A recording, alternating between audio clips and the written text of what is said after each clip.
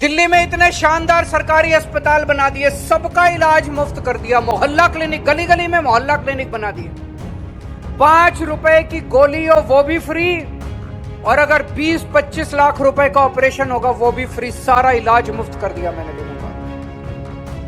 बुजुर्गों को तीर्थ यात्रा करवा रहे हैं। 1 लाख से ज्यादा बुजुर्गों को मैं रामेश्वरम, पुरी, द्वारकाधीश, हरिद्वार, ऋषिकेश, मथुरा, वृंदावन, अयोध्या जी, जगह जगह में तीर्थ यात्रा करा। उन्हीं के आशीर्वाद का परिणाम है जो आज मैं जिंदा खड़ा हूं, नहीं तो ये तो कब का मार चुके होते मेरे को। तो इनको लगा, प्रधानमंत्री जी को लगा, ये केजरीवाल जो इतने काम कर रहा है इसके काम रोको। पहले ये दिल्ली जीत गया, फिर ये पंजाब जीत गया, अब ये हरियाणा जीत जाएगा, फिर दूसरे राज्य। इसके काम रोको, इसकी ईमानदारी पे चोट करो, इसको बेईमान साबित करो। तो उन्होंने, प्रधानमंत्री जी ने एक षड्यंत्र रचा, एक फर्जी केस बनाया, और फर्जी केस में इसने हमारे सारे नेताओं को जेल में डाल दिया। बोले केजरीवाल चोर, केजरीवाल भ्रष्टाचारी, केजरीवाल बदमाश, केजरीवाल ये, केजरीवाल। 5 महीने में जेल में रहा, अभी जेल से बाहर आया हूं, दिल्ली में घूम रहा हूं। भाई साहब, दिल्ली का एक भी आदमी नहीं कहता कि केजरीवाल चोर है, सब कहते हैं केजरीवाल कुछ भी हो सकता है, बेईमान नहीं हो सकता केजरीवाल। बाहर निकल के मैंने इस्तीफा दे दिया। लोगों को बड़ा आश्चर्य हुआ, केजरीवाल ने इस्तीफा क्यों दे दिया। मैंने कहा मैं इस लांछन के साथ नहीं जी सकता, इस कलंक के साथ नहीं जी सकता जो इन्होंने मुझे जेल भेजा, इन्होंने मेरे ऊपर कीचड़ फेंका, केजरीवाल चोर है। मैंने कहा मैं अब जनता की अदालत में आया हूं, सबसे बड़ी अदालत जनता की अदालत है। अगर जनता कहेगी केजरीवाल चोर है, मैं कभी जिंदगी में सीएम की कुर्सी पे नहीं बैठूंगा। अगर जनता कहेगी केजरीवाल ईमानदार है, मेरे को वोट दे देना। चुनाव के बाद, फरवरी में दिल्ली का चुनाव है, उसके बाद अगर जनता वोट दे के मेरे को ईमानदार कहेगी, तब मैं सीएम की जिम्मेदारी दोबारा लूंगा। आज के दुनिया में एक आदमी अपनी चपरासी की नौकरी नहीं छोड़ता, सीएम की कुर्सी छोड़ने के लिए जिगरा चाहिए। मेरे को सत्ता का लालच नहीं है, मैं सीएम की कुर्सी के लिए नहीं आया था, मैं देश के लिए आया हूं। देश के लिए मेरा दिल धड़कता है, देश के लिए मेरे जीवन का एक एक पल समर्पित है। ते मेरे को बेईमान साबित करना चाहते थे, इनका पूरा प्लान फेल हो गया। आज मैं आप लोगों के बीच में आया हूं। जितने काम मैंने दिल्ली में और पंजाब में करे, सारे काम मैं करूंगा। 5 गारंटी देके जा रहा हूं आज आप लोगों को मैं, और ये केजरीवाल की गारंटी है, झूठ नहीं बोलता मैं। पहली गारंटी, आपकी बिजली फ्री कर दूंगा जैसे दिल्ली में और पंजाब में करिए। 24 घंटे बिजली आएगी, फ्री बिजली आएगी, और जितने पुराने बिजली के बकाया बिल हैं, सारे पुराने बिजली के बकाया बिल 0 हो जाएंगे। कोई पुराने बिल भरने की जरूरत नहीं है। दिल्ली में भी करा था, पंजाब में भी करा था। दूसरी गारंटी, जैसे दिल्ली में सरकारी स्कूल शानदार करे, आपके बच्चों का भविष्य बना दूंगा, आपके बच्चों के लिए रोजगार दूंगा, उनको अच्छी शिक्षा का इंतजाम करके दूंगा। कोई पार्टी आके आपको ये नहीं बोलेगी आपके बच्चों का भविष्य बनाऊंगा। कोई पार्टी आके आपको नहीं बोलेगी आपको अच्छी बिजली देंगे। कोई पार्टी आपको नहीं बोलेगी हम आपके लिए अस्पताल बनाएंगे। कोई पार्टी आपको स्कूल, अस्पताल, बिजली, पानी के लिए वोट नहीं मांगेगी।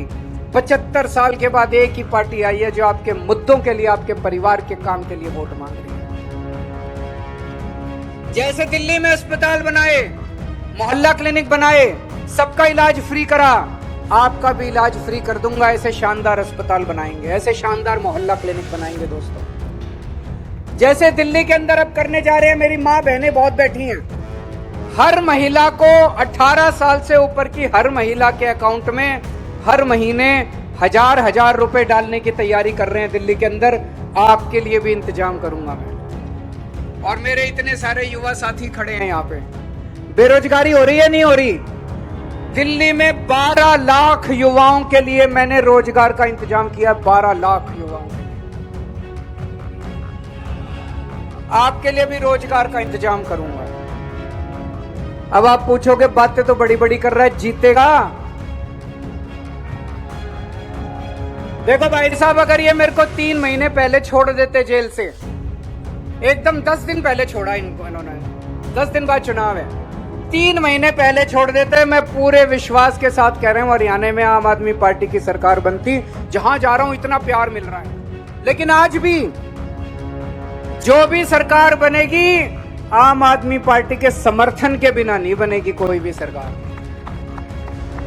तो हमारी सपोर्ट से सरकार बनेगी। ये 5 गारंटी उस सरकार से पूरी कराने की जिम्मेदारी मेरी है। सारी गारंटी पूरी कराऊंगा।